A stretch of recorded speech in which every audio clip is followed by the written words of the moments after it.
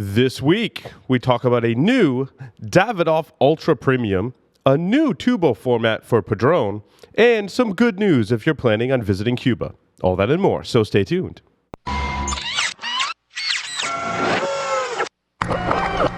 This is a Security Weekly production.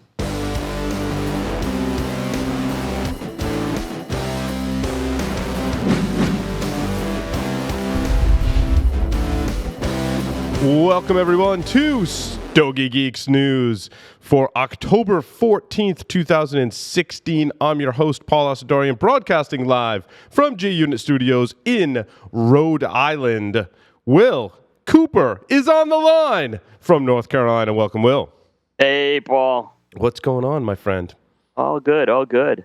So we've got some a new Davidoff release in the Royal or Royale? Royale. The Royale series. Royal, yep. And this one, Paul, should be a little close to home for you. Davidoff has announced that they've come out with this new line called Royal Release. And it is a line that consists of two, what I'd say, very premium cigars. A Robusto and a Salomones. Well, no, they already had the Royale, Salomon, and Robusto. Are these different blends, or? They are different blends. Oh, interesting. Same name, different blends to confuse us even more. Right. Same name. They're actually branding them as Royal Release. They're going to be in this blue packaging, and they're going to have a modified white label with some blue in it as well. Same, but it's the same sizes as those previous ones. They are more premium.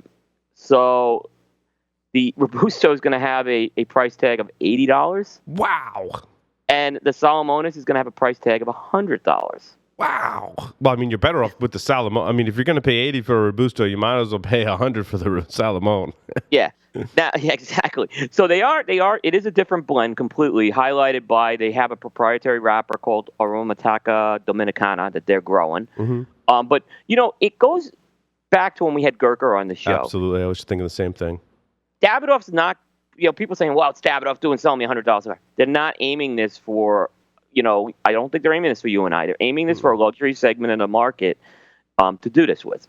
So, that's going to definitely, Davidoff name carries a lot of weight, and it's certainly going to be able, they'll probably be able to tap into this segment too. That's not to say I'm going to want to try these cigars because I do. But right. Yeah. I think you should light it with a $100 bill. That's what I think. Well, I did pay $100 for that Padron. Mm-hmm. So, we have paid, I think, for a couple of the Fuente ones, high too. Pretty close to that, yeah. Yeah. There's going to be some accessories. They're going to have a DuPont lighter and a very a hand-blown glass ashtray that looks really cool, actually. It is really cool looking. Yeah, it kind of looks like an egg that's been kind of sliced on an angle. It's pretty cool. Yeah, and inside the egg, it's like blue, which I kind of looks like a bowl of water. I don't know, something like that. Deep blue sea or something. Yeah, it's pretty cool. Yeah. Speaking of Padron, they are coming out with square tubes. Get out. Yeah. Now this is something that was reported from Cigar Journal at the Intertabac, which is a European trade show. It took place last month, and they're introducing square tubes at least for the European market. Mm-hmm. So basically, Padron came out with a tubo with the Padron 90s, which is about to hit the stores. But that's a rounded version of the 1926. But what apparently they're doing is they're looking at tubes with some of their existing box presses, and they're going to be offering these box press these square tubes. They look like basically rectangular boxes, but they're obviously made of like tubo. I think it's more the plastic material that they have on there. They're actually going to introduce two new sizes, a Soberano and a Presidente, into the 1964 line. From what I've been told, one's a Robusto size, one's a Toro size, and they're both going to be available in natural and Maduro in, I believe, 10-count boxes. Now, whether these hit the U.S., we don't know yet. My guess is they'll find a way to get these into the U.S. There's no way they'll limit these outside the U.S. Yeah, it's kind of weird how they put them in Europe first. Yeah. My gut tells me this, Paul, and again, this is me speculating, that they probably were going to show this at the trade show. And packaging tends to be the thing that delays everything from being displayed at the trade show.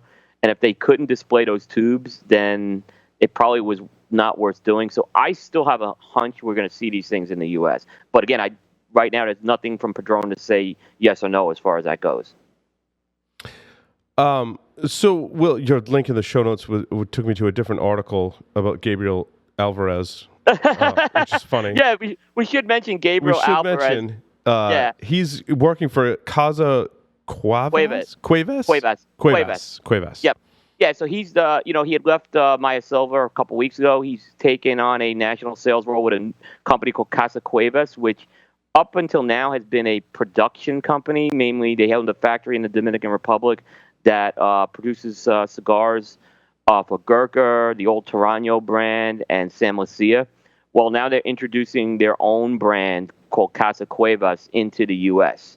So Gabriel, who has introduced brands to the U.S. before, he's going to be doing it now here. So, and those brands should be hitting the shelves. I guess we'll hear more information very soon. Mm-hmm. And some big news coming out of Cuba and the trade embargo with the United States and Cuba.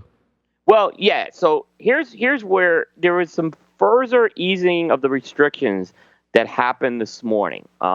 So about a year ago, they basically did some slight easing of the restrictions. Basically, if you go to Cuba, you can come back with $100 worth of Cuban cigars and rum, which I took advantage of when I was in Cuba, and it was very limiting.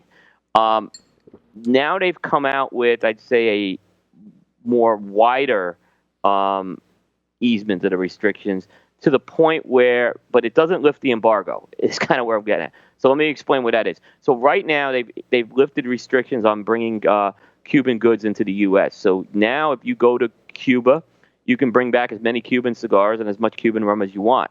If you go to any country abroad, you can bring back as much as you want. So that's the good news. That's interesting. Yeah. Now, it doesn't mean, hey, Cuban cigars are going to be distributed in the U.S. That has to be lifted with the embargo.